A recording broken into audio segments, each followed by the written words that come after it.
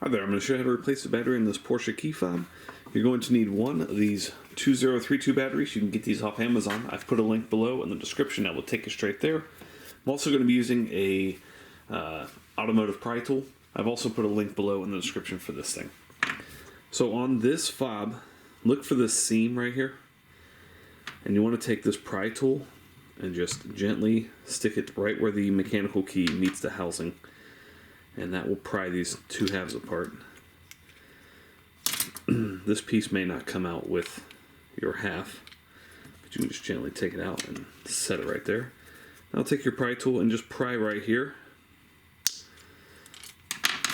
And you want to make sure there's a little tab right here. You want to make sure you do not damage that one. So your old battery comes out like that, and the new battery goes in this orientation. Let's try that again. Like that, and then you just snap the two halves back together and make sure you've got your red light there. Okay, you're all set. Hope that was helpful. Make sure you hit that thumbs up button.